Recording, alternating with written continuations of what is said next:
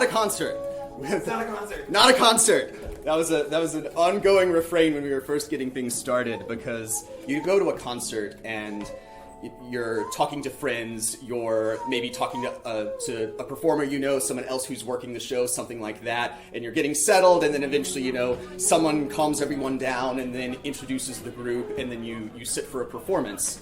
And we really wanted to shift the emphasis from the work being performed to, like, what's the work pointing us to? What's the work doing to our own inner experience as we pay attention to it and pay attention to the community and to other sounds around us? And so most weeks people walk in and it's completely silent. And some weeks no one talks until the end of the hour, which is how I like it. Some weeks we need to explain a little bit more. But it helps set a tone when people come in and see, oh, someone just went and fixed a cup of tea and they're just sitting down, just kind of getting ready for whatever the next hour is going to be. That really helps shift that emphasis to that something different is going on than just, oh, a show. Freedom is here. Follow the sound of your heart.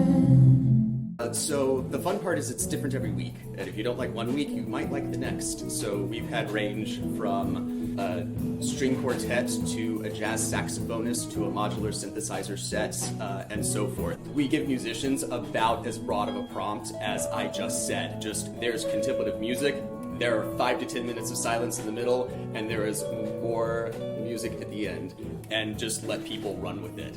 We kept coming back again and again to how do we describe this to people? Because we're trying to do something that we don't really see out in the world other places. So it's hard to do something when people don't have a cultural script for it. At the end of the day, this is an experiment. We're seeing how people can reach a sense of presence and enjoyment through their different spiritual backgrounds and through their different sound-making modalities.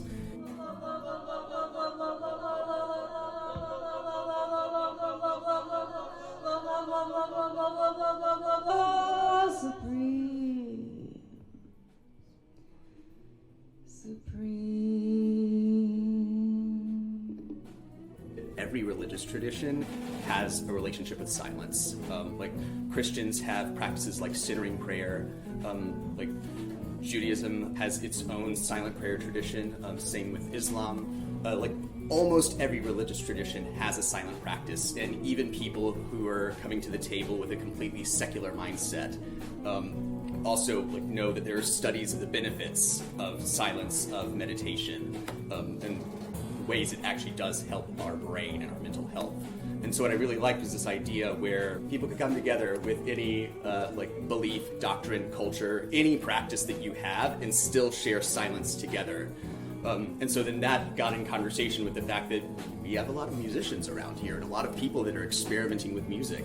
And so the idea was, how can different sounds, different forms of music that bookend a period of silence like really change what that experience is? This kind of contemplative experience really reinstills that capacity for awareness during your improvisation, during just playing in general, because you're really allowing yourself to open up the space for creative ideas to be inspired, to really listen to what's happening around you, and then, like you said, play with more intention.